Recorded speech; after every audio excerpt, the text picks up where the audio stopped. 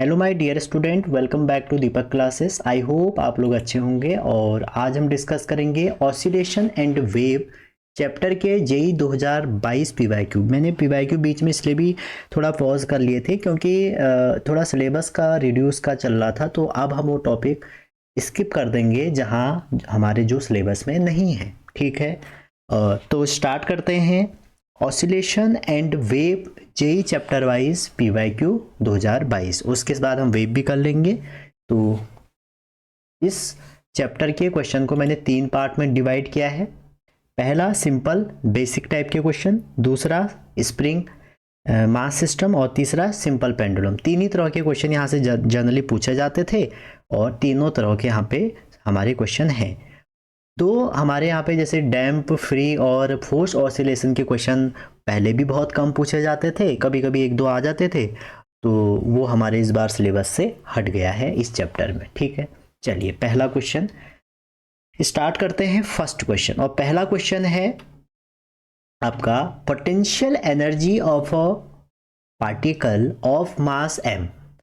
उसका मास m है और पोटेंशियल एनर्जी उसकी दी है U equal to 4 1 minus cos 4x।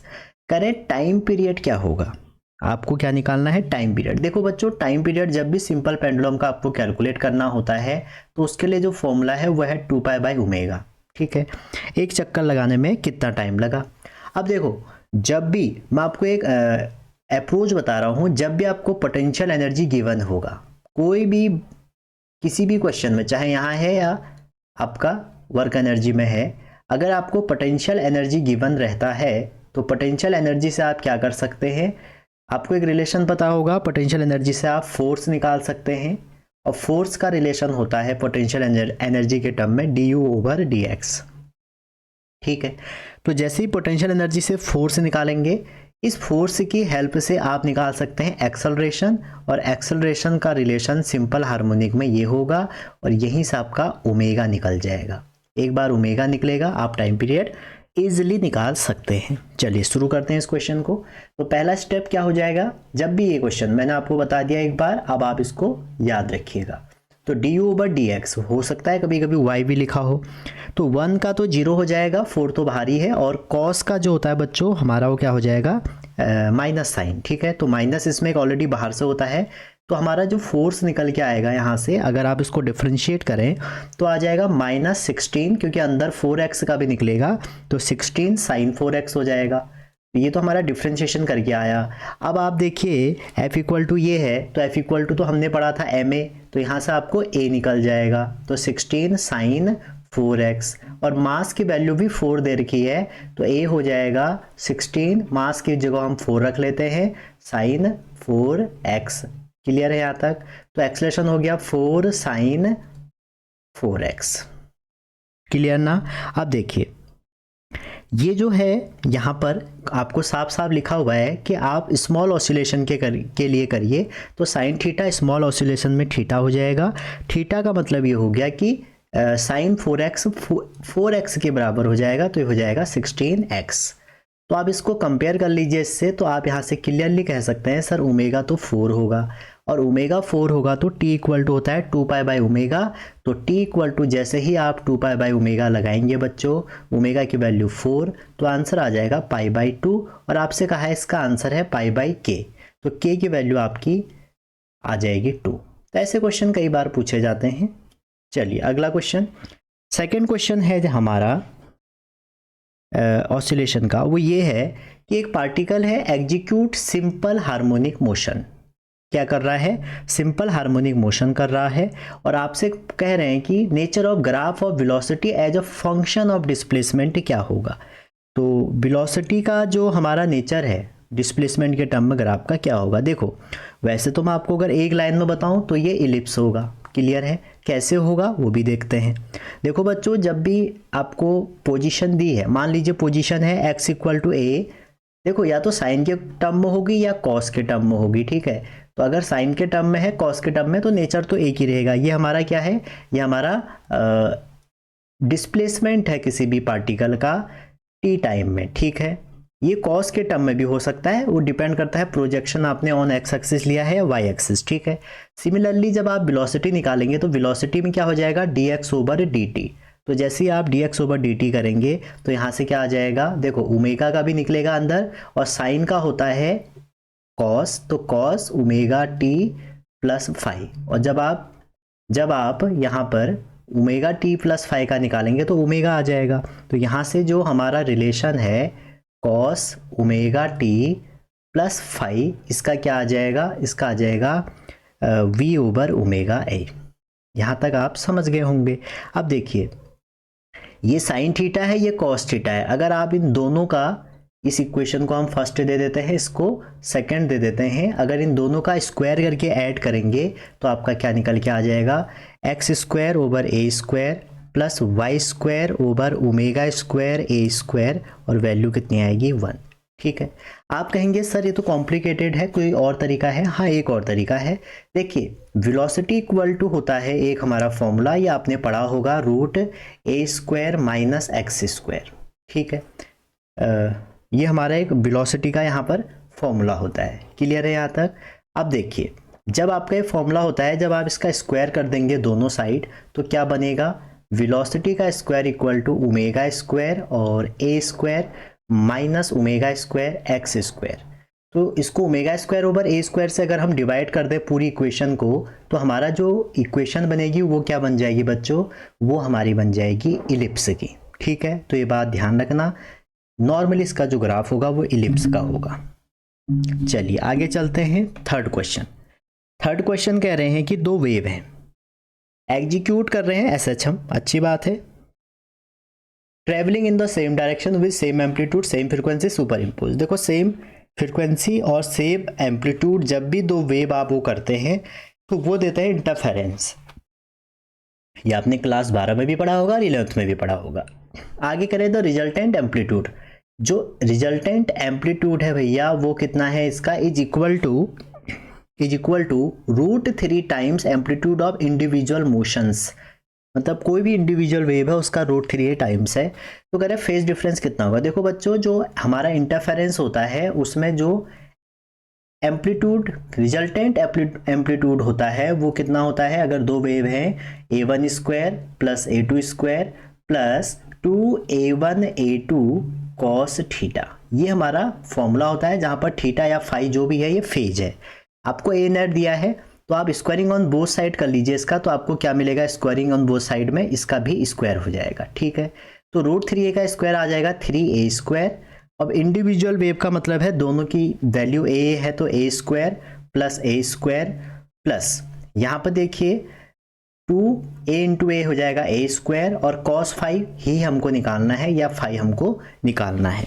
तो इसको सॉल्व करिए, 3 में से 2 1 a, तो cos 5 इक्वल टू अगर आप यहाँ से सॉल्व करेंगे तो आ रहा है 1/2, और cos 5 1/2 कहाँ पर होता है आप सभी को पता होगा।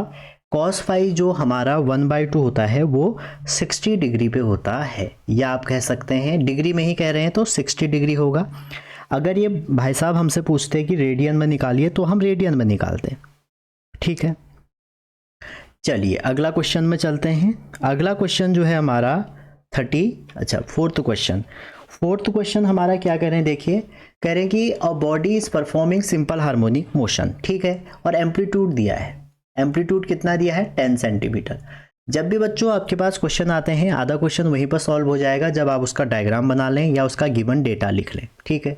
आगे कह रहे हैं the velocity of a body was triple by air jet when is at 5 centimetre from its mean position. तो मीन पोजीशन से 5 सेंटीमीटर दूरी पे ट्रिपल हो जा रही है, तो उस समय नया एम्पलीट्यूड कितना होगा। तो बच्चों मैं आपको बताऊं, सिंपल हार्मोनिक मोशन में जो हमारी वेलोसिटी होती है, सिंपल हार्मोनिक मोशन में जो हमारी वेलोसिटी होती है वो आपकी कितनी होती है, a square minus x square, ठीक है। ओमेगा भी होता है इसमें, ठीक है, तो a square minus x square की प्रोपोर्शनल होती है, ये मान के चलिए। वैसे तो ओमेगा भी होता है। तो दो केस के लिए अगर आप ले लें, पहली अगर v है दूसरी 3v है, ट्रिपल कह रहे हैं, तो पहले केस में हमें एम्पलीट्यूड हमने a1 एज्यूम कर लिया, और जो हमारी मीन पोजीशन है वो तो 5 मतलब 25 हो गया यहाँ पे। अपॉन में देखेंगे नीचे भी हमें a2 ले लेते हैं इसको, a2 का स्क्वायर और ये भी हमारा 25 हो गया। बस इसको सॉल्व करना है। अगर इसको आप सॉल्व करें, स्क्वायरिंग ऑन b से v कट गया, स्क्वायरिंग ऑन बोथ साइड, तो a2 आ जाएगा आपका √700। आप इजीली इसको निकाल सकते हैं। तो वेलोसिटी का रिलेशन लेना था, वेलोसिटी के रिलेशन से आपका ये क्वेश्चन 1 मिनट से भी कम में आ जाएगा। अच्छा जी, फोर्थ क्वेश्चन आपसे क्या कह रहे हैं? फोर्थ क्वेश्चन कह रहे हैं कि एक आपका इक्वेशन है, ठीक है, और इक्वेशन किसी पार्टिकल की है जिसका आपको क्या दिया है? सिंपल हार्मोनिक मोशन की कंडीशन दी है। कह रहे कि 1 सेकेंड में उसकी स्पीड क्या होगी, मतलब इक्वेशन देने के बाद आपसे स्पीड पूछी है। तो सिंपल सी बात है बच्चों, सबसे पहले देखो कि एक्स क्या है। जब भी आपको ऐसी कंडीशन दी रहती है, एक्स देखिए, और स्पीड या वेलोसिटी जब भी आपको सिंपल हार्मोनिक मोशन की निकालनी है तो आप याद करिए काइनेमेटिक्स के फॉर्मूले कि भैया इसको तो हम डिफरेंशिएट कर देंगे तो स्पीड आ जाएगी। तो जैसे आप इसको डिफरेंशिएट करेंगे तो साइन का तो कॉस हो जाएगा, इस अंदर वाले पार्ट का करेंगे तो पाई आ जाएगा, और साइन का हो जाएगा कॉस, अंदर वाले पार्ट का हो जाएगा pi T plus pi by 3। ठीक है, कितने में पूछ रहे हैं? 1 सेकेंड में, तो टाइम 1 सेकेंड रख दो। अब देखिए कोई क्वेश्चन नहीं है, जैसे इसमें 1 सेकेंड रखेंगे तो ये कितना हो जाएगा? 3 और 1 4 पाई बाई ये, तो वेलोसिटी जो आपके निकल के आएगी ये तो पाई हो जाएगा, और cos 3 pi by 4 pi by 3 मतलब पाई, ये आ जाएगा माइनस का हाफ। तो इसका आंसर होगा माइनस पाई बाई 2, और माइनस पाई बाई 2 मतलब 3.14 बाई 2, तो 1.7 के आसपास, 1 हाँ ये वाला इसका आंसर होगा। ये बी 2 बार टाइप हुआ है, ये गलती से टाइप हुआ है, इसको मैं हटा देता हूँ। ठीक है, क्योंकि सेंटीमीटर में आंसर है तो मीटर में तो आएगा 1.57 मीटर पर सेकेंड। सेंटीमीटर में कितने का इंटू कर दोगे? 100 का इंटू कर दोगे। चलिए क्वेश्चन नंबर जो 6 है आपका, क्वेश्चन नंबर 6 क्या है वो देखते हैं। कह रहे हैं कि displacement of a simple harmonic oscillator after 3 second starting from its mean position is equal to half of its amplitude. ठीक है, मतलब एम्पलीट्यूड का आधा हाफ जो है वो डिस्प्लेसमेंट हुआ है, तो वहां पर टाइम पीरियड क्या होगा? तो देखो, अगर मीन पोजीशन में एक्स हमारा ए साइन ओमेगा टी है, ठीक है, आप +5 भी लिख सकते हैं। तो देखो अगर ये a/2 हो जाएगा, अगर ये a/2 हो जाएगा तो आपका साइन की वैल्यू यहाँ से निकल के आ जाएगी। तो इसका मतलब ये हो जाएगा कि यहाँ से ओमेगा टी कितना आ जाएगा? पाई/6 आ जाएगा। ठीक है, अब आपसे कह रहे हैं कि अगर टी 3 सेकेंड है, अगर टी क्या है? 3 सेकेंड है, तो ओमेगा कितना हो जाएगा? ओमेगा हो जाएगा पाई/, यहाँ से निकाल लेते हैं, ओमेगा इक्वल टू पाई/6t, तो 6 × 3 हो गया 18 हो गया। तो ओमेगा की वैल्यू क्या आ गई? पाई/18। पूछ रहे हैं टाइम पीरियड, तो टाइम पीरियड क्या है? 2 पाई/ओमेगा। ओमेगा की वैल्यू यहाँ पर रखेंगे तो 2 पाई/18 हो जाएगा।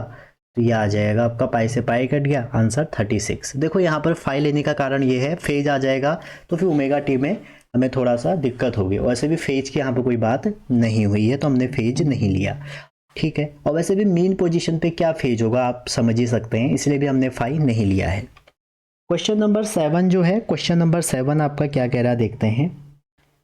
क्वेश्चन 7 कह रहे हैं कि particle execute simple harmonic motion. ठीक है जी, कोई भी पार्टिकल है आपका सिंपल हार्मोनिक मोशन दे रहा है। ठीक है, उसके बाद कह रहे हैं इट्स एम्पलीट्यूड इज 8 सेंटीमीटर। इसका एम्पलीट्यूड कितना दिया है? 8 सेंटीमीटर दिया है, and time period is 6 centimetre. तो एम्पलीट्यूड कितना है भैया? एम्पलीट्यूड तो 8 है, टाइम पीरियड 6 है। Can the time it will taken to travel from its position of maximum displacement to corresponding to half of its amplitude. देखो हाफ बहुत question आए हुए हैं आपके यहाँ सिलेबस में, तो इजी क्वेश्चन है, बेसिक क्वेश्चन है। तो ए कितना दिया है? ए दिया है आपको 8 सेंटीमीटर। ठीक है, टाइम कितना दिया है? 6 सेंटीमीटर। तो आपसे कह रहे हैं कि डिस्प्लेसमेंट जो होगा, अगर हाफ होगा तो कितना होगा? देखो सारे क्वेश्चन हम साइन लेके कर रहे हैं, अभी हम कॉस लेके कर लेते हैं, आंसर में दिक्कत नहीं आएगी। अगर आपका एम्पलीट्यूड एक्स की value a cos omega T है, ठीक है, आप इसको यहाँ पर क्या कर सकते हैं? वैल्यू लें, अगर ये साइन लेके करें तो चेंज नहीं आएगा, ए आ गया तो कॉस हो जाएगा आपका 2 pi t over t equal to x हो गया। अच्छा, एक्स की वैल्यू करें हाफ ऑफ द एम्पलीट्यूड, तो रख ही लेते हैं a/2 मतलब a/2 से a/2 कट गया, तो ये 2 पाई टी ओवर टी की वैल्यू कितनी आ जाएगी, π/3। हमें निकालना क्या है, हमें निकालना है यहाँ से कि जो हमारा टाइम है वो maximum displacement to corresponding half, तो वो कितने में होगा। देखो मैक्सिमम से करस्पॉन्डिंग की अगर आप वैल्यू निकालोगे यहाँ से कितनी आएगी, देखिए 6 सेकेंड लग रहा है तो वैल्यू निकालिए। इसको अगर सॉल्व करेंगे पाई से पाई कट गया तो t/t आपका आ गया 1/6। क्लियर है यहाँ तक। तो t की वैल्यू अगर आप निकालेंगे तो कितना आ गया, यहाँ पर t की वैल्यू आ जाएगी आपकी t/6। यहाँ से t निकालेंगे तो 6t तो t/6 मतलब 6/6, तो ये आ जाएगा 1 सेकेंड। ठीक है, मतलब यहाँ से t आ जाएगा आपका t/6 और t की वैल्यू आपको दी है 6, तो आंसर सॉल्व होके कितना आ जाएगा 1 सेकेंड। तो इसका टाइम पीरियड कितना आ जाएगा, टाइम जो आ जाएगा 1 सेकेंड आ जाएगा। अब जो अगले क्वेश्चन है वो क्वेश्चन है मास स्प्रिंग सिस्टम के। बहुत आसान क्वेश्चन आते हैं, आप सभी को पता होगा स्प्रिंग मास सिस्टम से क्वेश्चन जरूर आता है और यहाँ पर टाइम पीरियड से रिलेटेड क्वेश्चन आएंगे। तो स्टार्ट करते हैं। पहला क्वेश्चन कह रहे हैं कि metallic valve of simple pendulum, एक मेटालिक वॉल्व है सिंपल पेंडुलम की और इसका जो हमें मास दे रखा है 0.9 दिया है। ठीक है, आगे कह रहे हैं attach to a horizontal spring execute SHM, एक हॉरिजॉन्टल स्प्रिंग से अटैच्ड है जिसका जो हमारा वो है मास कितना है, एम्पलीट्यूड है वो A1 है। तो क्वेश्चन में कह रहे हैं when this mass pass through its mean position, अगर ये मीन पोजीशन से पास करें तो then a smaller mass 1 to 4 is place over it and both masses move together, उसके बाद उसके ऊपर हमने एक मास और लगा दिया, दोनों एक साथ ट्रेवल कर रहे हैं तो एम्पलीट्यूड A2 हो जा रहा है। तो इसका रेशियो बताओ। ठीक है, अब देखो बच्चों कई ये ऐसे क्वेश्चन बहुत बार आते हैं, सिंपल आपको यहाँ पर ज़्यादा दिमाग नहीं लगाना है। क्यों, देखो मोशन का क्वेश्चन है, सिंपल पेंडुलम में मास आपने ऐड किया तो एम्पलीट्यूड A1 है। देखो जो काइनेटिक एनर्जी है वो, या आप ये कह सकते हैं मीन पोजीशन पे जो वेलोसिटी है वो मैक्सिमम होगी, तो काइनेटिक एनर्जी क्या हो जाएगी आपकी, काइनेटिक एनर्जी मीन पोजीशन पे अगर आप बात करें ½KA² हो जाएगी। मीन पोजीशन की बात कर रहा हूँ। और यहीं पर मैं आपको बताऊँ काइनेटिक एनर्जी का जो फॉर्मूला होता है मोमेंटम के टर्म में वो ये भी होता है। ठीक है, दो कंडीशन के लिए, या आप यहाँ से रिलेशन देखें जो A है, जो आपका एम्पलीट्यूड है वो किस पे डिपेंड कर रहा है, मास पे डिपेंड कर रहा है। ठीक है, और भी तरीके हैं इसको करने को, ये सबसे आसान है। तो A1/A2, ठीक है, इसका स्क्वायर कर रहा है। हाँ, ये बात ध्यान रखना, ये जो स्क्वायर है ये क्या हो जाएगा M2/M1। अब जो मास लिया है आपको बस मास देखना और आंसर आ जाएगा। पहले केस में कितना मास है 0.9 kg, इसको हम उसमें बदल देते हैं ग्राम में, तो ये 900 हो गया, क्योंकि नीचे वाला मैंने इसमें ग्राम में देखा। तो 1 to 4 में अगर आप 900 ऐड करेंगे तो आ जाएगा 1024। ठीक है जी, स्क्वायर रूट जैसे ही आप लेंगे A1/A2 तो 1024 जो है हमारा वो 32 का स्क्वायर रूट है और ये हमारा 30 का है। ठीक है, हमें ये नहीं निकालना है, हमें निकालना है अल्फा -1। तो इसका मतलब ये हो गया, इसको सॉल्व कर लीजिए थोड़ा, ये हो जाएगा 16/15। अब यहाँ पर जब आप सॉल्व करेंगे तो ये है आपका 16/16 - 1, तो अल्फा की वैल्यू आपकी 16 आ गई। तो एक बात ध्यान रखना, जब भी सिंपल पेंडुलम मोशन करेगा आपका जो एम्पलीट्यूड है, क्योंकि एनर्जी कंजर्व रहेगी, जो हमारा एम्पलीट्यूड है वो स्क्वायर उसका मास पे डिपेंड करेगा। ठीक है, कई बार आपके जब PYQ रिपीट होंगे तो ये ध्यान में रख के आप कर सकते हैं। अच्छा जी, क्वेश्चन 2 दिखा रहे हैं आपको। कह रहा है कि एज पर गिवन फिगर मैं भी इसका बना रहा हूँ। कह रहे हैं दो स्प्रिंग हैं आपके, दो स्प्रिंग हैं जिनका स्प्रिंग कांस्टेंट K और 2K है।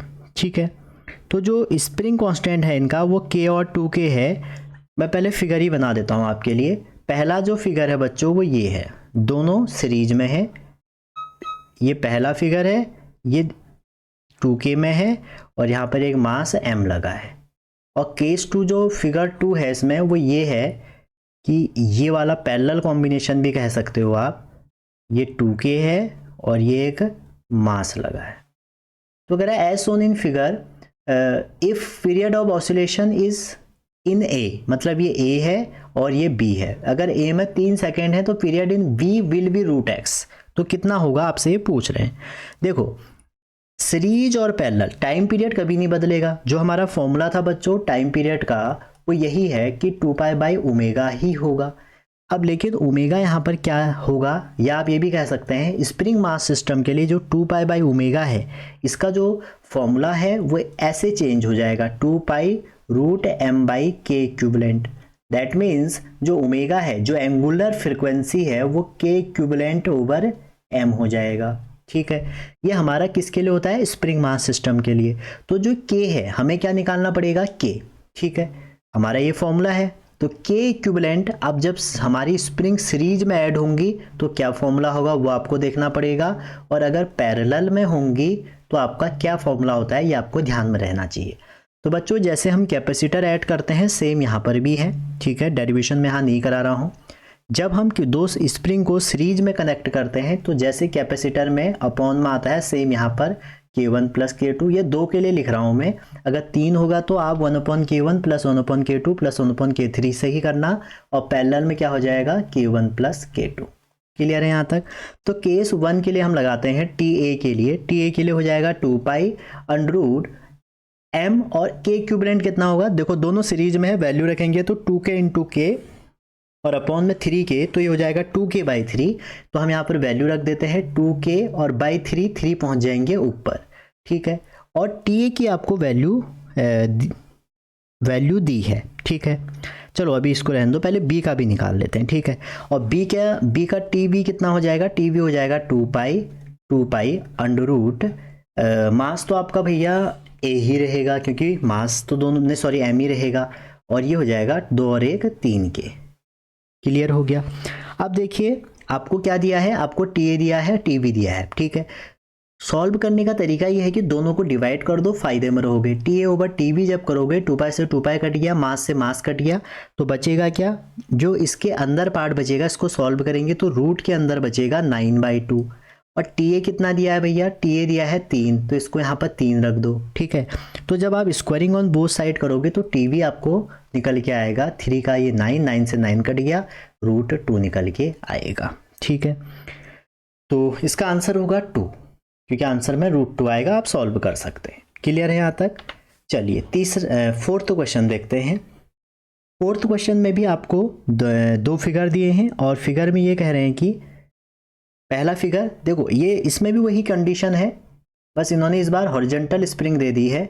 A के मास है m और इसके ऊपर है 2m मास। ठीक है जी, और यहाँ पर एक और स्प्रिंग कांस्टेंट K है। ये जो हमारा पहला सिस्टम है, और एक दूसरा सिस्टम उन्होंने इस तरह से दिया है, ये K है तो ये भी K है, और इसमें सिर्फ एक ही मास है m, और ये 2k है। क्लियर है यहाँ तक। तो करें कि पहले में 2m है, दूसरे में ये है, तो ये आपको रिलेशन निकालना है T1/T2। तो अभी भी मैंने आपको करवाया था कि भैया ये कौन सा कॉम्बिनेशन है वो आपको देखना है। देखो टाइम पीरियड का फॉर्मूला तो वही है 2π√, वैसे तो 2π/ω होता है स्प्रिंग के लिए, ओमेगा की वैल्यू k/m, तो 2π√m/k हो गया। ठीक है, देखो केस 1 के लिए k इक्विवेलेंट कितना हो जाएगा। देखो बच्चों जब भी ये कंडीशन है, ये कंडीशन कैसी है, ये पैरेलल कॉम्बिनेशन है। पैरेलल कॉम्बिनेशन में क्या हो जाता है, ऐड हो जाता है 2k, और यहाँ पर k इक्विवेलेंट कितना हो जाएगा, पैरेलल कॉम्बिनेशन 3k। तो पहले केस के लिए जो T1 हो जाएगा, फर्स्ट केस के लिए ये केस 1 है और ये केस 2 है, तो पहले के लिए हो जाएगा 2π, तो 2π रहेगा। देखो मास कितना हो जाएगा, 2 में एक जोड़ोगे 3m, और मास k और k 2k हो जाएगा। सिमिलरली T2 निकालोगे तो हो जाएगा 2π, और अंडर में तो मास m ही रहेगा, और ये हो जाएगा 2 में एक जोड़ दोगे 3k। क्लियर है यहाँ तक। तो T1/T2 को जब आप डिवाइड करोगे तो अगेन कितना आ जाएगा, रूट के अंदर 9/2 मतलब 3/√2। तो कोई ऑप्शन, तो पहला ऑप्शन ही इसका सही है। तो ऐसे क्वेश्चन बहुत आते हैं, आपके गलत नहीं होने चाहिए। चलिए आगे जो क्वेश्चन है हमारे वो है सिंपल पेंडुलम के। सिंपल पेंडुलम आप सभी ने देखा होगा, झूले हैं और ये सारी चीज़ें हैं। तो इस सिंपल पेंडुलम में क्वेश्चन देखिए क्या कह रहे हैं। पहला क्वेश्चन है सिंपल पेंडुलम का, द मेटालिक बॉब। देखो सिंपल पेंडुलम में जिस बॉब पे आप हो, मेटालिक बॉब वो कह रहा है, जैसे ये है जैसे, तो ये मेटालिक बॉब है। कह रहे हैज़ अ रिलेटिव डेंसिटी इतना, time period of this pendulum. देखो टाइम पीरियड यहाँ पर भी वही फॉर्मूला होता है 2 पाई/ओमेगा, लेकिन फॉर्मूला थोड़ा सा चेंज हो जाएगा 2 पाई/L/G। तो कह रहे हैं if the metallic Bob is immersed in water. अच्छा क्वेश्चन है। जब भी इसको हम पानी में ऐसे इमर्स कर देंगे तो पूछ क्या रहे हैं, न्यू टाइम पीरियड बिकम्स, तो जो नया टाइम पीरियड है वो क्या होगा। ठीक है भैया। तो देखो बच्चों, मेन बात इसमें जो फंडा है वो ये है कि अगर आप किसी भी मेटालिक बॉब को पानी में डुबो देते हो तो एक्सेलरेशन ड्यू टू ग्रेविटी में डिफरेंस आएगा। ठीक है, तो यहाँ पर हमारा जो डिफरेंस आएगा वो कितना आएगा, मैं आपको, चलो इसका अगर आप वो एक मेथड बताएं तो आप इसमें एफबीडी लगा सकते हैं। एफबीडी क्या लगाएंगे, एफबीडी, चलो मैं आपको शॉर्टकट ही बताता हूं। जब भी ऐसा क्वेश्चन आएगा तो हमें जी इफेक्टिव देखना पड़ेगा कि जी इफेक्टिव कितना होगा, चेंज कितना होगा।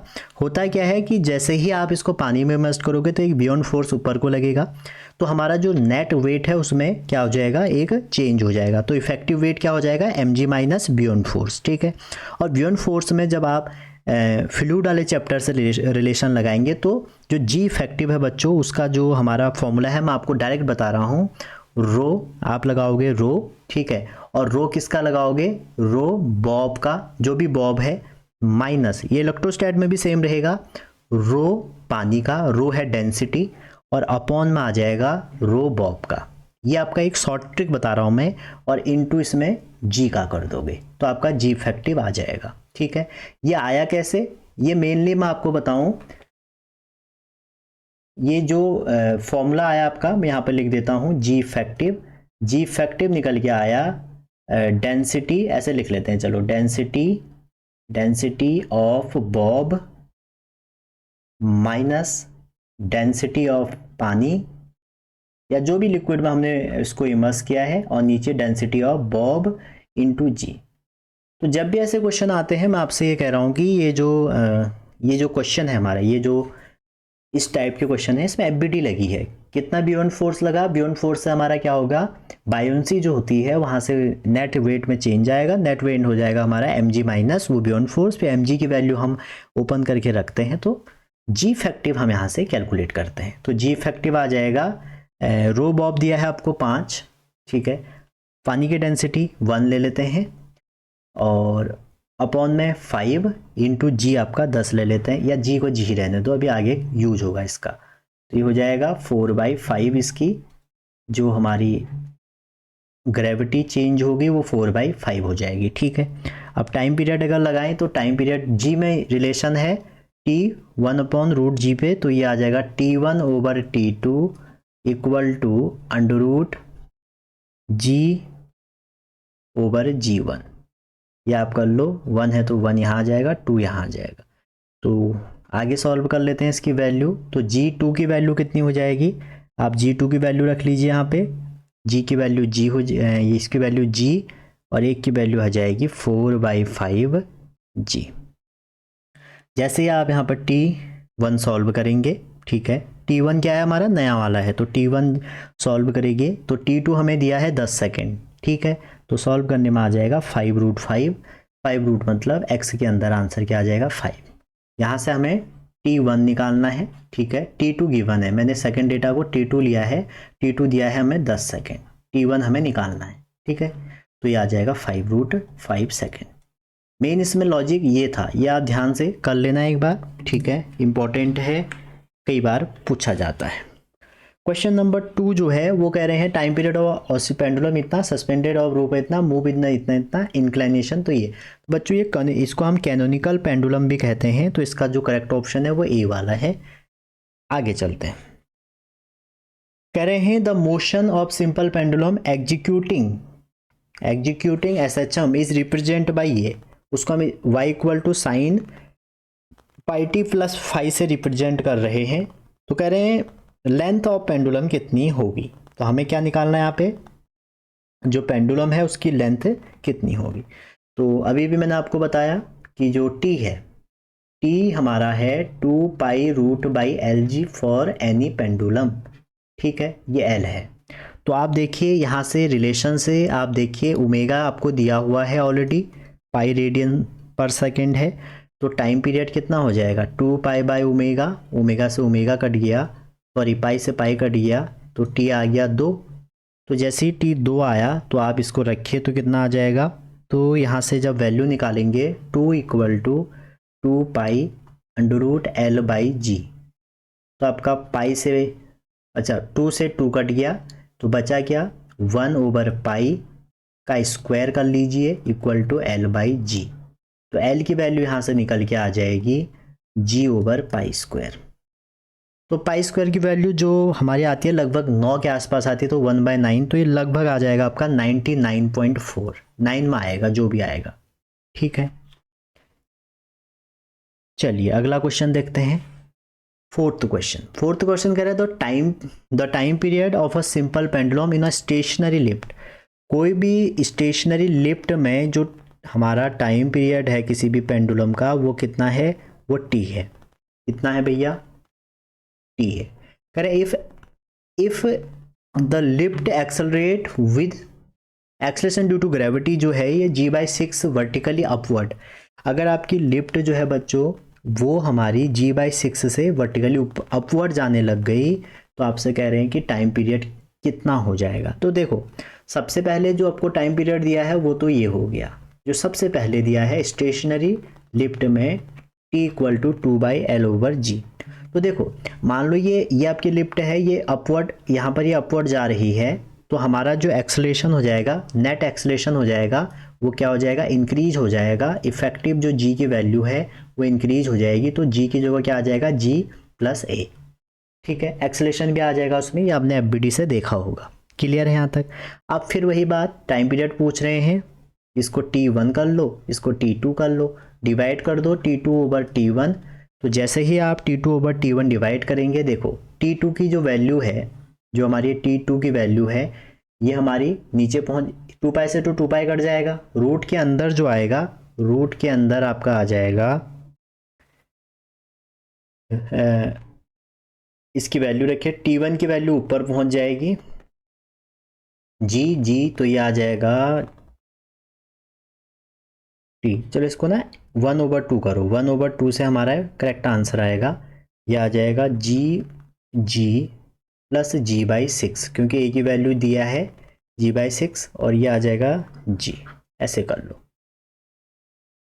ठीक है भैया, तो हमने T1 ओवर T2 जैसे ही किया तो T1 का g नीचे पहुंच गया, T2 का ऊपर पहुंच गया। सॉल्व करो तो आ जाएगा रूट के अंदर 7/6, तो रिलेशन आ जाएगा T2 का 6/7 T1, 6/7 T1। ठीक है, ये नहीं आएगा, हमें पूछा किसका है, हमें निकालना है T2 निकालना है, T2 की वैल्यू निकालनी है, तो T2 हमारा ये हो जाएगा। देखो 3 क्वेश्चन इसी के जैसे आ गए, एक क्वेश्चन नहीं, 2 नहीं, 3 आ गए। क्लियर है यहाँ तक। चलिए आगे चलते हैं। अब ये भी सेम क्वेश्चन है, कह रहे हैं कि हमें 2 मासलेस स्प्रिंग दी है जिनका स्प्रिंग कॉन्स्ट 2 और 9 के है, कैरी मास भी दिया है। At free end these 2 masses oscillated vertically such that maximum velocity are equal। ठीक है, दोनों की मैक्सिमम वेलोसिटी क्या है, इक्वल है। Then ratio of their amplitude कितना होगा। ठीक है भैया, तो देखो जो मैक्सिमम वेलोसिटी होती है स्प्रिंग की वो कितनी होती है, ओमेगा ए। ठीक है, देखो वेलोसिटी का फॉर्मूला बच्चों ये होता है रूट ओमेगा तो बाहर से होगा ए स्क्वायर माइनस एक्स स्क्वायर, तो मैक्सिमम कहाँ होगी, मीन पोजीशन पे, तो एक्स वहाँ पे 0, तो ओमेगा ए हो जाएगी। ठीक है, अब जो हमारा ओमेगा की वैल्यू है स्प्रिंग के लिए वो है k/m इंटू ए होता है। तो k/m इंटू ए जब होगा तो आप यहाँ से रिलेशन लगा सकते हैं कि पहले स्प्रिंग का k1 और m1 कहाँ पर, मीन पोजीशन पे, इंटू a1 जो होगा वो दूसरे के इस वैल्यू के बराबर होगा। मीन पोजीशन की बात हो रही है, बस k1 दिया है, k2 दिया है, सब कुछ दिया है, बस a1/a2 निकालना है। इजीली निकाल सकते हो। देखो k1/m1 जब आप करोगे तो ये आ जाएगा 2k, k ये आ जाएगा 2a1 और ये आ जाएगा इस k2/a2 तो 3a2, तो a1/a2 आ जाएगा आपका 3/2, 3/2 अच्छा 3/2 ही दिया है। मैक्सिमम वेलोसिटी उनकी इक्वल है, तो मैक्सिमम वेलोसिटी इक्वल कहाँ, देखो मैक्सिमम वेलोसिटी होती है मीन पोजीशन पे, और मीन पोजीशन मतलब जब x 0 होगा। मीन पोजीशन में अगर मैक्सिमम वेलोसिटी इक्वल है तो हमने कंडीशन लगा दी, आंसर आ गया। अब चलते हैं भैया आगे, अगले जो हमारे कुछ क्वेश्चन हैं, और क्वेश्चन है वेब जेई हम क्वेश्चन कर रहे हैं, और ज़्यादा क्वेश्चन नहीं है बच्चों, इसमें से तो बहुत रिड्यूस हो गया है। देखो जो मेन यहाँ पर डॉपलर इफेक्ट था वो हट गया है, तो डॉपलर इफेक्ट हटने का मतलब ये है कि थोड़ा सिलेबस कम हुआ है।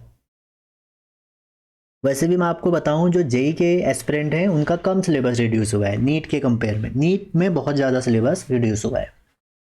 तो इसलिए जो पीवाईक्यू हैं आप पुराने पीवाईक्यू को वैसे ही डील करिए जैसे अभी तक करते आए हैं, बस जो टॉपिक हट गए हैं उनको एक बार मार्क कर लीजिए, चैप्टर में लिख लीजिए और उनको रिड्यूस करते जाइए। पहला क्वेश्चन आया है, सेम क्वेश्चन है, बस आप इसमें आप डॉपलर इफेक्ट मत पढ़िएगा, और वहाँ पे फ्री फोर्स्ड और डैम्प लास्ट टॉपिक पढ़ते थे वो, और रेजोनेंस कंडीशन उसको आप मत पढ़िएगा, और ऑसिलेशन वेव में कोई चेंज नहीं है। कह रहे हैं कि the speed of transverse wave passing through a string, length दी है, मास दिया है कितना है, एरिया ऑफ क्रॉस सेक्शन भी दिया है, यंग मॉडुलस भी दिया है, करें extension of wire over its natural length due to tension जितना, तो एक्सटेंशन निकालो।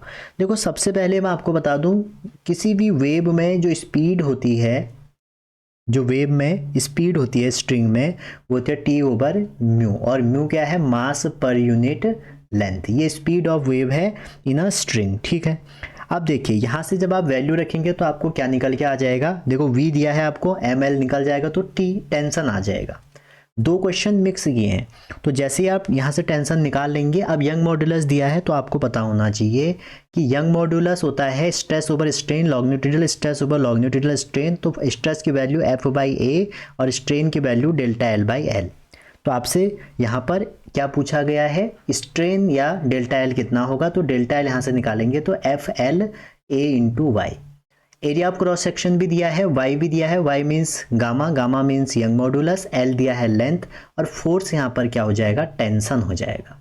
तो क्वेश्चन देखो कितना बढ़िया है, तो जैसे आप यहाँ से ये वैल्यू रखेंगे आंसर आ जाएगा। मैं इसको सॉल्व नहीं करा रहा हूँ, मैं आपको बता देता हूँ।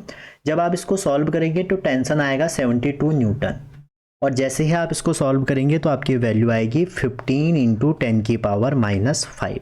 ठीक है, टाइम वेस्ट करने का कोई मेरा वो नहीं है, आपका टाइम बहुत इंपॉर्टेंट है, तो x की वैल्यू 15 हो जाएगी, इसलिए मैं आपको एक कंसेप्ट बता रहा हूँ। जैसे आप यहाँ से देख सकते हैं, थर्मल एक्सपेंशन में जब हम लेंथ में चेंज करते हैं तो वो किसके प्रोपोर्शनल होता है, टेम्परेचर चेंज के, तो वहाँ से अल्फा डेल्टा टी निकल के आता है। तो कई बार ऐसा भी क्वेश्चन आ सकता है, आपको अल्फा पूछा जा सकता है, तो Δl/L जो है हमारा, वो अल्फा डेल्टा टी के भी प्रोपोर्शनल होता है। ठीक है, यहाँ पर एक बात ध्यान रखना, जो स्पीड ऑफ ट्रांसवर्स वेव में टी ओवर म्यू लिखा है, म्यू है मास पर यूनिट लेंथ, ये बात ध्यान रखिएगा, कभी भी आप मास से डिवाइड मत करना। सेकेंड क्वेश्चन देखते हैं। सेकेंड क्वेश्चन कह रहे हैं कि दो आपके लाइट बीम है जिनकी इंटेंसिटी 4i और 9i है। देखो इंटरफेयर का क्वेश्चन वहां भी दिखाता है और एक यहाँ भी आ गया। On a screen the phase difference on a beam of i is 0 at of b is pi, दो डिफरेंस इन रिजल्टेंट इंटेंसिटी कितनी होगी। देखो बच्चों, जब भी दो वेव इंटरफेयर कर रहे हैं तो उनकी इंटेंसिटी होती है i1 + i2 + 2√, ये हमें याद होना चाहिए। इंटरफेरेंस में हम इसको लाइट वेव में, ऑप्टिक्स में भी बहुत यूज़ करते हैं। ठीक है, और ये हमारा वेव से ही आया है। तो देखो जब 0 होगा, मैं आपको बार बार कहूँगा, अगर फेज 0 होगा तो इंटेंसिटी मैक्सिमम होगी। लाइट वेव में हम कंस्ट्रक्टिव भी कहते थे। और वहीं अगर फेज आपका पाई है मीन्स जब आपका फेज पाई होगा तो इंटेंसिटी मिनिमम हो जाएगी। ठीक है, और मैक्सिमम का जो फॉर्मूला है वो हो जाएगा √i1 + √i2 का होल स्क्वायर, और यहाँ पे हो जाएगा √i1 - √i2 का होल स्क्वायर, एक में प्लस एक में माइनस। तो आपको पूछा क्या गया है, डिफरेंस पूछा गया है, तो इसमें आप वैल्यू रखेंगे तो 9i + 4i, तो ये हो जाएगा 25i इसको सॉल्व करके, और यहाँ पर कितना आ जाएगा 9 - 4 आ जाए 9i, आई आ जाएगा, तो 25i में से अगर आप आई हटाएंगे तो आंसर आ जाएगा 24i। तो फॉर्मूला मैंने आपको बता दिया, कर सकते हैं। आगे क्वेश्चन देखो, जो हमारा वहाँ पर वेव की इक्वेशन होती थी, वेव की इक्वेशन EM वेव की या ऑसिलेशन की जो इक्वेशन होती थी, वैसे ही वेव से भी क्वेश्चन आते हैं। ठीक है, तो यहाँ पर देखिए आपको y दिया है और वेलोसिटी पूछी है, तो सेम वही बात है, जैसे यहाँ y दिया है तो यहाँ भी वेव की इक्वेशन आपकी हमेशा इस फॉर्म में होगी, a sin ω t - kx। ठीक है, a तो एम्पलीट्यूड है, मैक्सिमम डिस्प्लेसमेंट भी जिसे कहते हैं, ओमेगा इक्वल टू 2π/t होता है या 2πf होता है। वहीं यहाँ पर जो k है वो वेव वेक्टर है, 2π/λ है। तो आपसे क्वेश्चन में क्या पूछा है, आपसे पूछा है वेलोसिटी ऑफ वेव, तो वेलोसिटी ऑफ वेव यहाँ पे क्या यूज करोगे, ω/k। ठीक है जी, तो आंसर कितना आ जाएगा 400। डिफरेंशिएट यहाँ पे मत करना, ठीक है। वेव की वेलोसिटी चाहिए, पार्टिकल वेलोसिटी होंगे तब डिफरेंशिएट करेंगे, वेव वेलोसिटी में ω/k। चलिए तीसरा क्वेश्चन, और ये जो तीसरा क्वेश्चन है बच्चों ये हमारा इको और इनसे प्रोड्यूस क्वेश्चन है, और जो कि डॉपलर इफेक्ट में होता था, तो ये अब हमारे सिलेबस में इस बार नहीं है, तो आपको इसको नहीं करना है, मैं इसको करा भी नहीं रहा हूँ, ठीक है। अब जो क्वेश्चन आए हैं मैं उसको लिख जरूर रहा हूँ, लेकिन है नहीं सिलेबस से तो हटा दिया। क्वेश्चन 4, करें एक वायर है 30 मीटर स्ट्रेच कर दिया हमने, तो आपसे कह रहे हैं जब 30 मीटर स्ट्रेच करेंगे रिजिड सपोर्ट से, तो एन और nth हार्मोनिक इतने इतने हैं, तो टेंशन कितना होगा। तो अभी भी मैंने आपको एक रिलेशन बताया था, अगर आपको याद है, टी वाला, ये हार्मोनिक वाला क्वेश्चन है, ठीक है। तो फ्रीक्वेंसी पहले तो मैं आपको बता दूं, फ्रीक्वेंसी ऑफ nth हार्मोनिक जो होगा, जो हमारा nth हार्मोनिक है उसकी जो फ्रीक्वेंसी होगी भैया वो होती है NV/2L, ठीक है। और NV/2L की वैल्यू आपको दी है 400। तो यहां से आप क्या निकाल सकते हैं, NV और L की वैल्यू कितनी दी है, L की वैल्यू दी है आपको 30 सेंटीमीटर मतलब 0.3, 0.6 इक्वल टू 400। क्लियर है।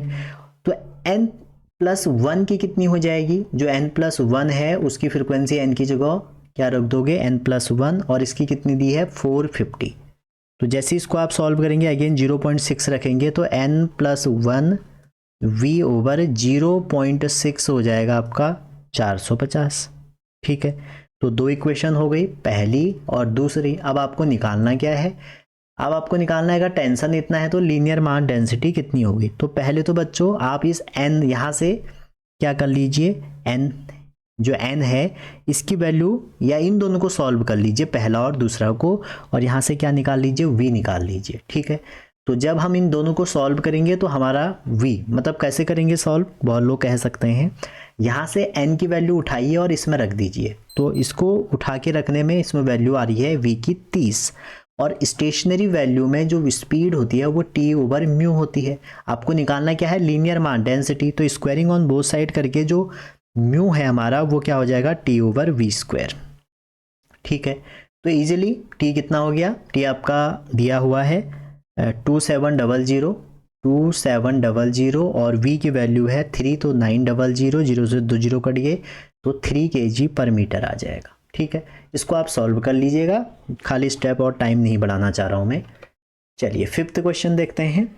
फिफ्थ क्वेश्चन कह रहे हैं ट्रांसवर्स वेव रिप्रेजेंट बाय इतना, एक ट्रांसवर्स वेव इतने से हम रिप्रेजेंट कर रहे हैं, तो value of wavelength for which the wave velocity become to maximum of particle velocity. देखो जो मैक्सिमम पार्टिकल वेलोसिटी होती है वो आपकी होती है a⍵, जैसे कि अभी हमने SHM में देखा है। और वेव वेलोसिटी जो होती है, ये बात ध्यान रखना, वेव वेलोसिटी ω/k से ही निकलती है, डिफरेंशिएट नहीं करोगे। कह रहे हैं कि जब ये दोनों इक्वल हो जाएंगी, मतलब a⍵ इक्वल टू ω/ जब k हो जाएगा तो ω से ω कट जाएगा, तो k की वैल्यू आ जाएगी 1/a।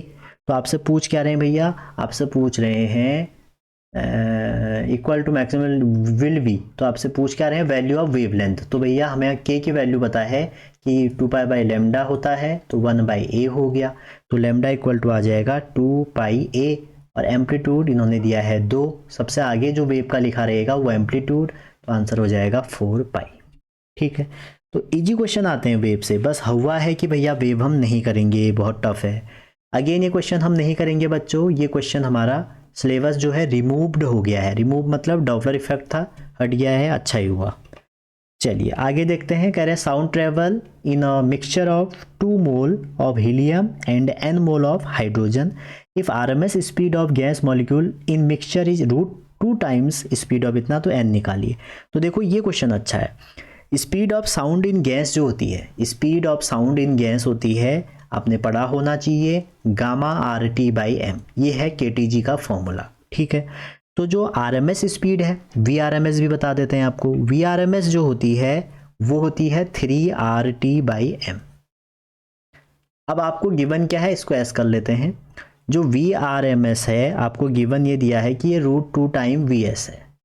अगर ये ऐसा होता है बच्चों तो हमारा जो VS ओवर VRMS जो हो जाएगा वो कितना हो जाएगा, ये हो जाएगा γ/3 अगर हम डिवाइड कर लें तो हमें क्वेश्चन में क्या दिया है, लेकिन √1/√2 होता फॉर्मूला तो ये होता है, लेकिन दिया ये है, ये गिवन है तो वैल्यू कितनी आ जाएगी 1/√2। तो यहाँ से आप गामा निकाल सकते हैं कि गामा क्या है 3/2। सॉल्व कर लीजिए इसको, स्क्वायरिंग ऑन बोथ साइड से गामा आ जाएगा। तो गामा ऑफ मिक्सचर क्या कितना हो जाएगा भैया, तो गामा ऑफ मिक्सचर निकाल दीजिए CP/CB, मिक्सिंग का निकाल दीजिए, ठीक है। तो 2 मोल आपको कितने दिए हैं, हाइड्रोजन हीलियम दिए हैं और n मोल आपको हाइड्रोजन दिए हैं, तो इसको लगा दीजिए 2 मोल ऑफ किसका CP हीलियम, ठीक है, plus n mole CP of hydrogen upon में total mass 2 + n। Same CB के लिए लगा दीजिए, CB में क्या हो जाएगा 2 मोल CB हीलियम प्लस n मोल CV हाइड्रोजन ओवर 2 + n, दोनों के लिए लगा दीजिए। अब देखो CB हाइड्रोजन डायटोमिक है तो उसके लिए 5/2R होता है, और हीलियम 5/2R हो जाएगा, और जो हमारा, मैं उल्टा कह रहा हूँ सॉरी, हाइड्रोजन जो है डायटोमिक है उसके लिए 5/2R CB और CP 7/2। वैसे हीलियम जो है मोनोएटोमिक, तो मोनोएटोमिक के लिए 3/2 और 5/2। तो जैसे आप इसमें वैल्यू रखेंगे तो जो आपका आंसर आएगा, क्योंकि गामा हमें निकल के आ गया है 3/2, इसमें रख दीजिए, यहाँ से सॉल्व करके n2 आ रहा है। अब एक बार चेक कर लीजिए, ठीक है। तो हमने किया क्या, ये क्वेश्चन लेंदी था और अच्छा था, ये हमें गिवन था, ये फॉर्मूले में आनी चाहिए, हमने इन दोनों का रेशियो किया, या आप ये भी कह सकते हैं हमने दोनों की वैल्यू उठा के इसमें रख दी तो γ/3 आया। गामा है स्पेसिफिक हीट रेशियो जिसकी वैल्यू आई 3/2। तो मिक्सिंग की हमने जब गामा निकाला तो हमने CP/CB कर दिया, तो मिक्स का दोनों की मिक्सिंग में हमने जब लगाया तो सॉल्व करने के बाद 2 आया। अच्छा जी, अगेन ये जो क्वेश्चन है हमारा बच्चों, ये कह रहे हैं ऑब्जर्वर राइडिंग और साइकिल, ये भी हमारा क्या है डॉपलर इफेक्ट है, डॉपलर है, तो ये भी हमारा रिमूव हो गया। आगे करें इन एक्सपेरिमेंट, कोई एक एक्सपेरिमेंट है, determine the velocity of sound in air at room temperature, ठीक हो गया, यूजिंग रेजोनेंस ट्यूब। अच्छा, रेजोनेंस ट्यूब का क्वेश्चन है, the first overtone is object one air column has length इतना, जब एयर कॉलम की लेंथ हमारी 20 थी, for a tuning fork of frequency 4 इतना यूज, द वेलोसिटी हम एट रूम टेम्परेचर इतना, and the third resonance object one air column is इतना। तो कह रहे हैं कि इसमें एयर कॉलम और इनका रिलेशन है। तो देखो जो हमारी वेवलेंथ हो जाएगी किसी भी वेव के लिए, जो वेवलेंथ का रिलेशन है वो क्या है V/F, ठीक है। और V कितना दिया है, V दिया है आपको 336, V मतलब वेलोसिटी और नीचे वो हो गया फ्रीक्वेंसी, तो फ्रीक्वेंसी कितनी दी है 400। सॉल्व कर देंगे 8.4 मतलब 84 सेंटीमीटर आ गया, ठीक है। देखो रेजोनेंस ट्यूब में जो पहली हमारी फर्स्ट रेजोनेंस है उसका रिलेशन होता है लेंथ प्लस जो हमारा एक फैक्टर है एंड करेक्शन, वो हमने ऐड कर दिया, ठीक है। सेकंड के लिए जो हमारा रेजोनेंस ट्यूब में होता है वो होता है 5 λ/4 इक्वल टू, ये L1 कर लेते हैं, L2 प्लस एंड करेक्शन, ठीक है। फर्स्ट हमारे रेजोनेंस के लिए ये हो गया, ये हमारे ऑड में होता है, ये हमारे थर्ड के लिए हो गया। क्लियर है यहाँ तक। अब देखिए λ/4 ये आप लगाएंगे तो लैम्डा कितना है 84, तो 84/4 इक्वल टू L1 कितना है 20, तो एंड करेक्शन आ जाएगा यहाँ से, E आ जाएगा 21 20, तो E आ जाएगा 1। तो हमने इसके बाद 3 λ/4, अगर आप सेकंड के लिए देखें वो सेकंड आ जाएगा, ऑड के टर्म में चलता है 3 λ/4, तो थर्ड में आ जाएगा 5 λ/4 L2 प्लस E। तो यहाँ पर अगर आप वैल्यू रखें तो 5 84 रखें तो ये 21, ठीक है, minus and correction 1 equal to L2, तो 105 में से अगर आप 1 घटाएंगे 104 आ जाए। तो रिलेशन आप याद रखना रेजोनेंस का। अगला क्वेश्चन है a longitudinal wave represent by this equation, एक इक्वेशन आपको दी है, इससे हम इसको रिप्रेजेंट कर रहे हैं। कह रहे हैं कि the maximum particle velocity will be 4 time the wave velocity, ठीक है। जो हमारी पार्टिकल वेलोसिटी है वो 4 टाइम क्या हो जा रही है, वेव वेलोसिटी हो जा रही है। तो कह रहे हैं if the determined value of wavelength, अच्छा तो डिटरमाइंड वैल्यू कितनी होगी ये पूछ रहे हैं, ठीक है जी। तो आपको मैंने अभी भी बताया था पार्टिकल वेलोसिटी कितनी होगी और किसी भी वेव की वेव वेलोसिटी कितनी होगी। वेव वेलोसिटी ओमेगा बाई के और पार्टिकल वेलोसिटी तो आपकी जो भी रिलेशन दिया है उसको डिफरेंशिएट करना पड़ेगा। और क्वेश्चन के अकॉर्डिंग क्या दिया है, क्वेश्चन के अकॉर्डिंग हमको दिया है कि जो वी पार्टिकल है वो हमारा 4 टाइम वी वेव है।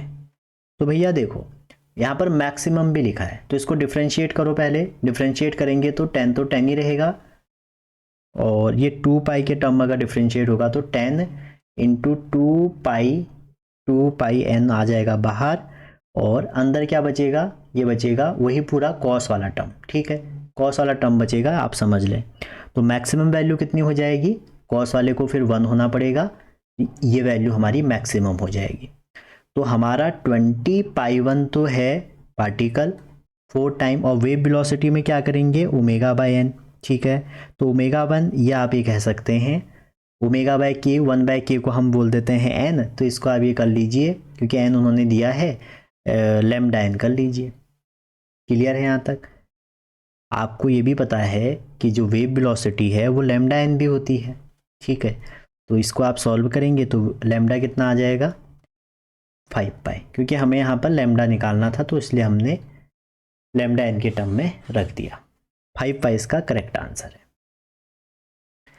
आगे अगला क्वेश्चन है अ ट्यूनिंग फॉक, एक ट्यूनिंग फॉक की जो हमारी फ्रीक्वेंसी है वो हमारी 340 hertz resonate in a fundamental mode with an air column of length इतना, और एयर कॉलम की लेंथ कितनी दी है 125, ठीक है। कह रहे हैं इसके बाद क्या कह रहे हैं देखिए, at 1 when water is slowly poured in it the minimum height of water required for observing कहाँ है for observing resonance once again is, ठीक है। तो क्वेश्चन क्या कह रहे हैं कि आपको क्या निकालनी है, मिनिमम हाइट निकालनी है उस पानी की कि जो रेजोनेंस है आपका दोबारा ऑब्टेन हो जाए, ठीक है। अब देखो ये इंपॉर्टेंट है बच्चों, मैं आपको बार बार कह रहा हूँ कि रेजोनेंस ट्यूब इंपॉर्टेंट यहाँ से है।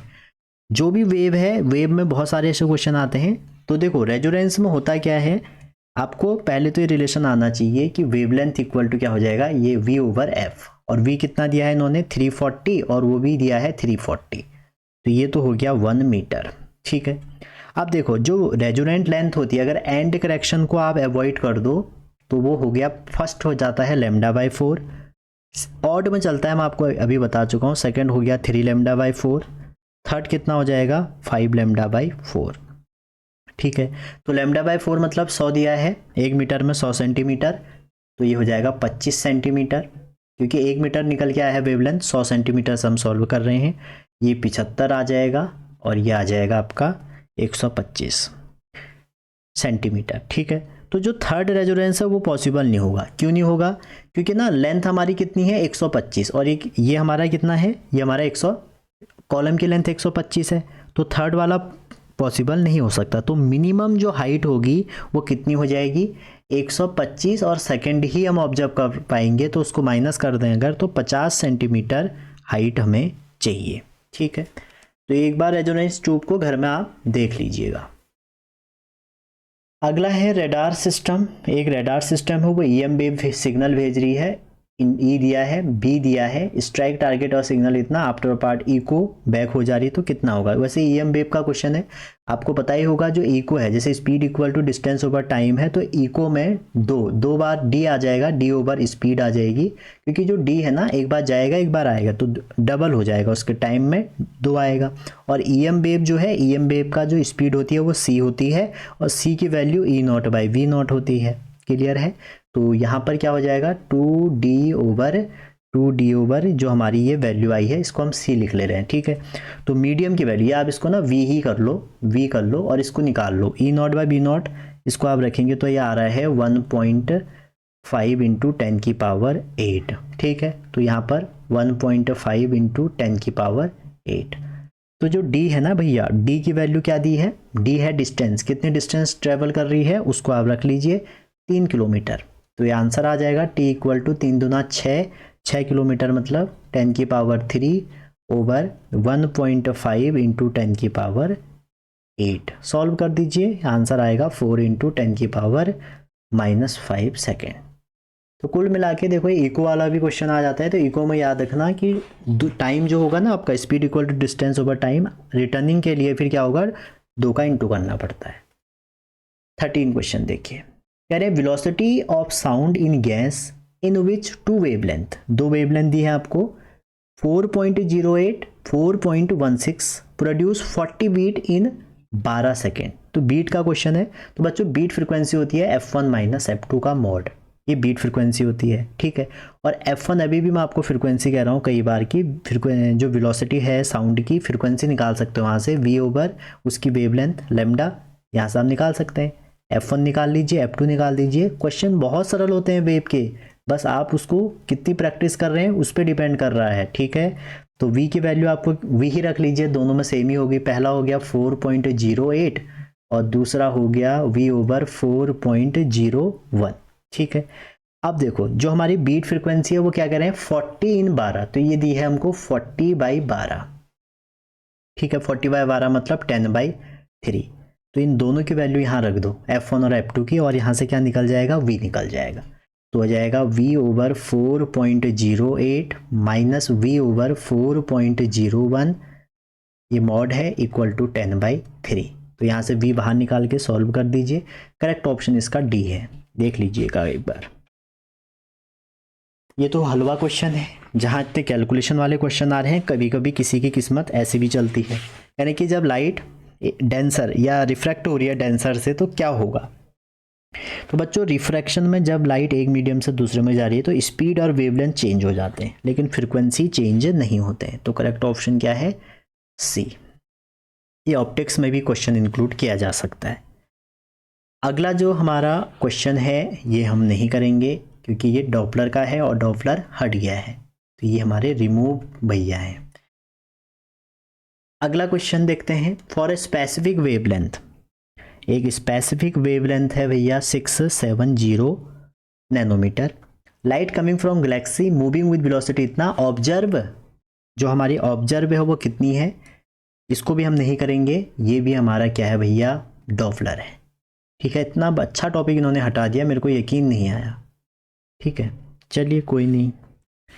आगे है a set of 20 tuning fork, 20 tuning fork है, उसको हमने अरेंज किया है in a series of increasing frequency, each fork give 4 beat with respect to preceding fork, then frequency of last fork is twice the frequency of first, then frequency of last. देखो बच्चों जो हमारा fog है इसमें क्या होता है ना, ट्यूनिंग के लिए हमारे एक रिलेशन होता है लास्ट और फर्स्ट में। जो हमारा लास्ट फॉग ट्यूनिंग दे रही है उसकी जो फ्रीक्वेंसी होती है वो फर्स्ट में कितना ऐड होता है, वो होता है फर्स्ट में n-1 और उसके साथ x यहाँ पे क्या है, x, ये n तो है हमारा number of tuning fog in series और x जो है वो बीट फ्रीक्वेंसी है। ये एक रिलेशन है, ये आपने पढ़ा होगा अगर आपकी कोचिंग या कहीं भी बताया होगा, ठीक है। n क्या है, n है हमारा नंबर ऑफ ट्यूनिंग फॉग, ठीक है। तो अब आपको निकालना क्या है इसमें, फ्रीक्वेंसी ऑफ लास्ट फॉग, तो लास्ट के लगा दो रिलेशन, इसमें अगर आप रिलेशन लगाओगे आंसर आ जाएगा। तो रिलेशन लगाते हैं, 2f0 equal to f0 plus total है 20, 20 मतलब 20 minus 19 into beat frequency 4। Clear है यहाँ तक। तो मतलब देखो ये जितने भी फॉग है ना वो 4 बीट पर सेकंड दे रहे हैं, तो इसका मतलब प्रीवियस में 4 दे रहे हैं तो 4 से ज़्यादा ही होगा। तो यहाँ पर देखो दो सक्सेसिव फॉग में हमने 2f0 लेके सॉल्व किया तो f0 कितना आ जाएगा, f0 ये आ जाएगा 76। तो जो लास्ट की होगी वो कितनी होगी, 76 का डबल, तो आंसर कितना होगा 152। क्वेश्चन नंबर 18, ठीक है। कह रहे हैं द फर्स्ट ओवरटोन फ्रीक्वेंसी, जो पहली ओवरटोन फ्रीक्वेंसी है किसी भी ओपन अर्गन पाइप की वो इक्वल है फंडामेंटल ऑफ क्लोज के। ठीक है, आप देखो ओपन की जो होती है वो होती है V/4 ठीक है, ये हमारी किसकी है, ये 4L वाली क्लोज की होती है। ठीक है, ये किसके इक्वल है करें, फर्स्ट ओवरटोन ऑफ ओपन। तो ओवरटोन की जो फर्स्ट होती है वो होती है V/2L ओपन कह देते हैं, ये 2 टाइम होती है इसकी। क्लियर है, या V/L भी कह सकते हो आप। तो पूछ क्या रहे हैं भैया, if the length of close की 20, अगर क्लोज की 20 है तो ओपन की बताओ। ये तो बहुत ही हलवा क्वेश्चन हो गया। देखो इस 2 से 2 कट गया, ठीक है, इस V से V कट गया, LO इक्वल टू कितना हो जाएगा 4 टाइम LC, तो 80 आंसर हो जाएगा इसका। 19 question, 2 light beam of intensity 9:4 are allowed to interfere. इनको इंटरफेयर करने की हमें छूट दी है हमने। The ratio of intensity of maximum minima, तो ये भी बहुत ईजी है बच्चों, मैं कई बार आपको इसको करवा चुका हूँ। अभी आज ही हमने एक बार ये क्वेश्चन किया कि I maximum over I minimum कितना होता है। आई मैक्सिमम और आई मिनिमम होता है √I1, 2 वेव जो हैं √I2 over √I1 minus √I2 और इसका होल स्क्वायर। I1 और I2 कितनी दी है आपको, 9:4, तो हो जाएगा 9 और 4 रख दीजिए तो 3 + 2 3 - 2, तो आंसर आ जाएगा 5/1। अब इसका क्या है स्क्वायर, तो 25/1 इसका आंसर होगा, D option. 2 wave again interfere का है, इसमें इंटरफेयरिंग वेव दिया है तो इसको आप घर में कर सकते हैं। इसमें हमको क्या निकालना है, x दिया है 4/3 पे निकालना है और वेव दिया है 10 cos πx sin 2πt/t। आपसे पूछ रहे हैं कि एम्पलीट्यूड क्या होगा, इसको आप मैं होमवर्क दे देता हूँ आप लोगों को, मे भी आप इसको कर लें। ठीक है, इजी क्वेश्चन है। आगे क्वेश्चन देखते हैं, इसमें भी 2 वेव दिए हैं। यहाँ पर जो 2 वेव दिए हैं वो दिया है y = 5 sin 2πx - vt, और जो दूसरा वेव दिया है, दूसरा वेव क्या दिया है, y2 जो हमको दिया है वो दिया है 3 sin 2πx - vt + 1.5। कह रहे हैं दोनों को हमने पास किया एक स्ट्रिंग में, तो एम्पलीट्यूड क्या होगा। जब दोनों को हमने पास करेंगे तो जो रिजल्टिंग वेव है उसका एम्पलीट्यूड आपको निकालना है। ये भी 2022 का क्वेश्चन है। तो देखो एम्पलीट्यूड, देखो जब भी आप दोनों को भेजोगे तो जो उनके बीच में फेज डिफरेंस, अगर आप देख लो ना बच्चों, इसमें और इसमें फेज डिफरेंस देखो, तो फेज डिफरेंस कितने का है, ये जो 2π है इसका अगर इंटू आप अंदर कर दोगे तो y कितना हो जाएगा, ये हो जाएगा 5 sin 2πx माइनस अंदर इंटू करने पे 2πvt, एक तो ये हो जाएगा, इसका हो जाएगा 3 sin 2πx और माइनस 2πvt, और इसका इंटू करेंगे तो आ जाएगा 3π। तो फेज कितना हो गया, फेज हो गया भैया 3π, मतलब ऑड मल्टीपल। ऑड मल्टीपल का मतलब होता है डिस्ट्रक्टिव इंटरफेरेंस या मिनिमम इंटेंसिटी, और मिनिमम इंटेंसिटी में एम्पलीट्यूड क्या हो जाता है, A1 - A2। अभी भी बात हुई थी कुछ देर पहले, तो 5 में से 3 घटा दोगे 2 आंसर आएगा और ए ऑप्शन करेक्ट है। तो भैया इतने ही क्वेश्चन थे ऑसिलेशन और वेव में। आई होप आपने इनमें एंजॉय तो किया होगा।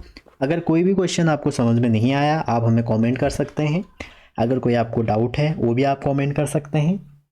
अगर चैनल पर नए हैं और यहाँ तक आए हैं तो चैनल को लाइक शेयर सब्सक्राइब जरूर करें, अपने दोस्तों को शेयर करें, और मिलते हैं अगली वीडियो में। पढ़ते रहिए। कोई भी अगर आपको टॉपिक टफ लगता है बच्चों हमें कमेंट कर सकते हैं, हम उस पर जल्दी काम करेंगे और आपको मिलेंगे अगली वीडियो में। तब तक के लिए बाय, और हम ये भी कहेंगे विशिंग ऑल द बेस्ट। खूब मेहनत करिए, डिस्टर्ब मत होइए। अब तो सिलेबस का भी पता लग गया है कि कैसे है क्या है, सिलेबस में ज़्यादा चेंज नहीं आएगा, मैं पहले भी आपसे कह रहा था, हुआ वही। तो मिलते हैं अगली वीडियो में, गुड बाय।